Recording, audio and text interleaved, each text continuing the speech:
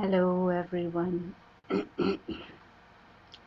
Good morning or good afternoon or good evening, depending on the time zone that you are listening from. Today's topic, spiritual intelligence. We need intelligence, no? For everything. Even if you just need to cook, you need to have certain intelligence to know to cook. Otherwise, you spoil the meal. You need intelligence to drive. You need to know how to drive. Otherwise, you create problems for self and for others. So, for everything, we need a certain intelligence. But when we talk about spiritual intelligence, then the whole understanding shifts. Because spiritual intelligence means there is awareness of the non-physical dimension of life, and there is understanding about it. There is a certain intelligence to grasp that non-physical and to know how it impacts everything. So one aspect of intelligence is that one sees a bigger picture. Also to have certain attention on skills, but first of all the perspective and the big picture is required. And with spiritual intelligence, we need the big picture of life and the big picture of self, which includes the spiritual dimension. Now, to give a simplified example, if there is a doctor and someone comes with a certain problem, if the doctor only looks at one organ of the body or one aspect of the problem and not take into in consideration the whole of the body and how the different organs work together to make the organism function, that is not intelligent.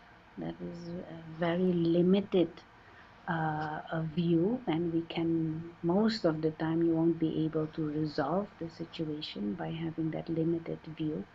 But also it is not intelligent to use your energy and your time for something that can at the most give some limited solution, and we miss out on many other things. So with spiritual intelligence, it is the same. If we have a limited perspective, we miss out on bigger solutions, but also bigger possibilities. And the first thing to start with when we talk about spirituality is the understanding that there is this physical dimension and there is the non-physical dimension, the invisible dimension, and that even our own existence is better understood when we know ourselves as non-physical, invisible beings of consciousness. Much of our functioning happens on that invisible level. Yes, the body is visible and physical, and actions performed through the body and the sound produced through the mouth, that is part of the physical dimension. But the one who is making this body move, the one who is associated with this body to play out a part, the one who is communicating these ideas, that one is consciousness, invisible being of consciousness. And there is a whole dimension to which that invisible being, the soul, belongs to. And what has happened when we have become spiritually non-intelligent is we have forgotten and we have shut out this invisible dimension. We have ignored the real self and started to identify and attach to the physical. Started to identify with the role that the invisible soul acts out, plays out. We've started to grow attached to this world of matter and world of sense experiences, and we've started to identify with it, and we think that this is the only world, but this is perishable. It exists as a play, it exists as a game, and the beings of consciousness are the invisible players, and the body and the part is just a tool to play the game. And so let's play the game well. You know the rules of the game, understand the game, but ultimately it is just the game. And this understanding of the physical world and the story of humanity as a game, that is spiritually intelligent, because that means one is internally freed from all the emotional turmoil when one takes it too serious and gets entangled in it. It is a game, you play it well, but the game will end. And beyond the game is the world, the silent world of the invisible players. The world of the godlike beings of light. The world of the immortal souls. Those who are innately divine in potential. And to come back to this awareness of self as a non-physical, invisible, timeless being of light, that is spiritual intelligence. To get into that awareness of needing nothing ever to exist, desireless, egoless, bodiless beings of light. This is the real self. And so meditation is a very intelligent practice if you do it accurately and with the right aim. And it will strengthen that spiritual muscle to understand the invisible and to operate from there, and then to come and play the game. Enjoy the game. It's a variety game, sophisticated game, but a game, a changing game, and ultimately the players will just go home, return to the non-physical dimension, return to that state of peace and calm and silent bliss. So let's have a few moments of coming back to this awareness of true self. Most of the time we are so entangled in this thought of ourselves as human beings, and we have to achieve this and we have to do this, and so task and action oriented at the level of the physical world. We even forgotten the spirit of game, and we entangled in some kind of war type of mentality and competition. It spoils the innate nature and the original experiences of the true self, invisible, timeless being of light. So just let us come back to that original state, that innate state of being. And just remind the self that this whole physical world, everything that we can perceive through the senses, it is part of a game. And in the mind, just make it small, small in size, but also small in importance. It can finish anytime.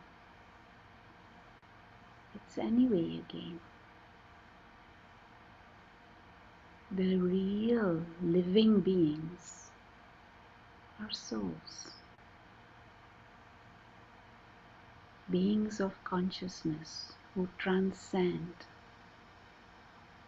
the game, who transcend the body, who transcend the whole story of humanity. And this being of consciousness is you.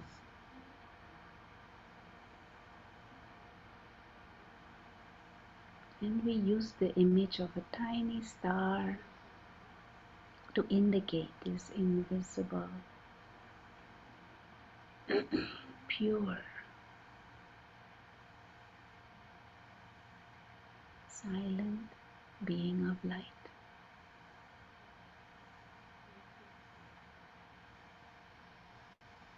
And just try and grasp that feeling, that shift from this normal, gross feeling that we are bodily beings, we are female or male, or job identity, or all these burdens of all the physical relationships. All of that is just the part that one is acting out. The real self is free, timeless living light.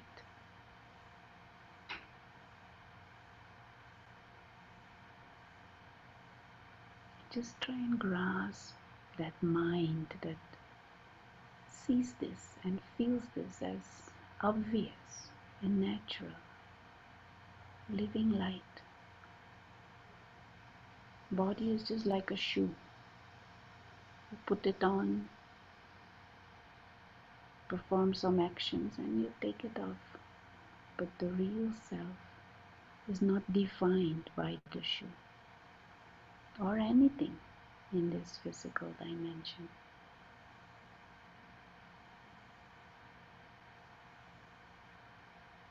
Living light, royal, free, innocent,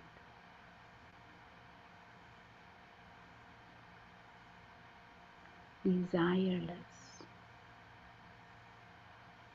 and imperishable, living light.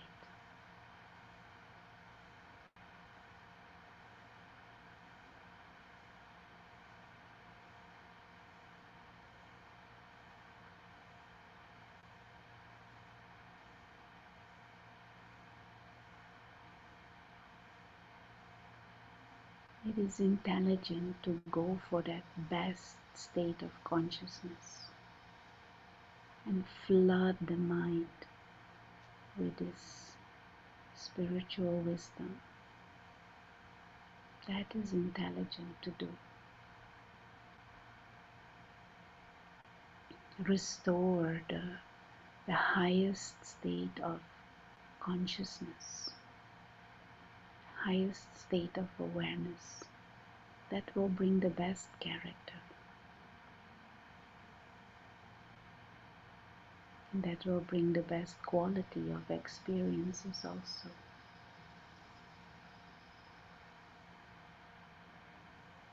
This timeless living light, child of the Supreme, a being who belongs to that dimension of silence and light and just visits the physical world. Visit the playing field.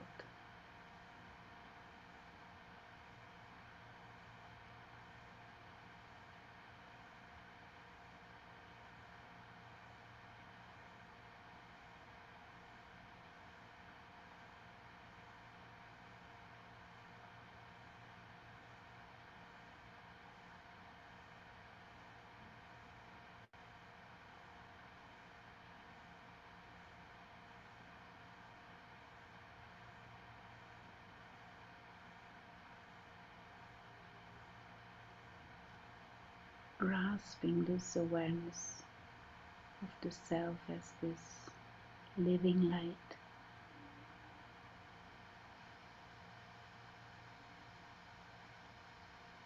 imperishable, beyond harm. Once we grasp that awareness, there is such peace.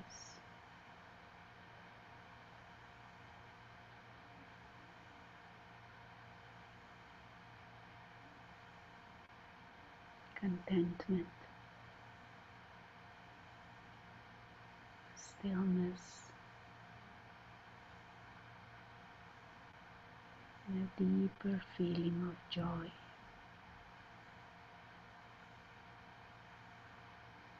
Once the ego and the false identities are removed from the mind and the subconscious, the innate nature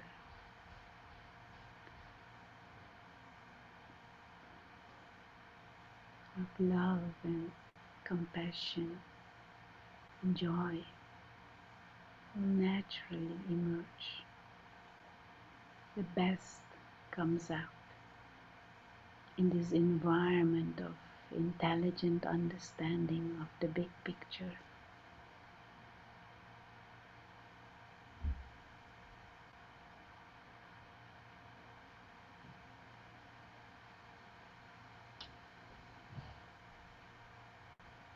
And just immerse the mind for a few moments.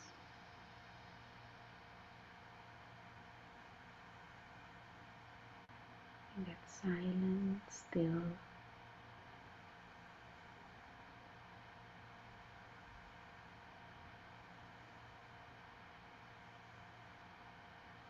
pure,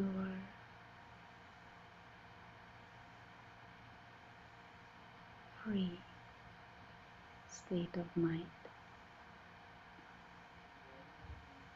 This will make it possible also to perceive the presence, the company of the Supreme.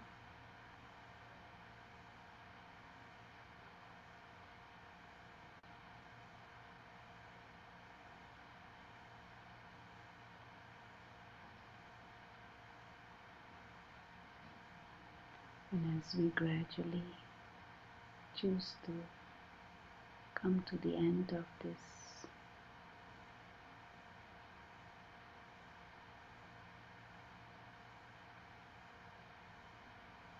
meditation, we aim to stay with this awareness because this is actually very normal. The living star enters the playing field to play the game, uses the tools, play the game for fun, use all the skills for fun, but never forget it is just a game. Never forget the whole, the true self, the family of living lights.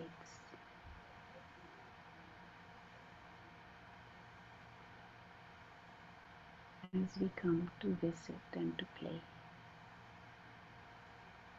let there be the aim to hold and increase this spiritual intelligence and hold the big picture.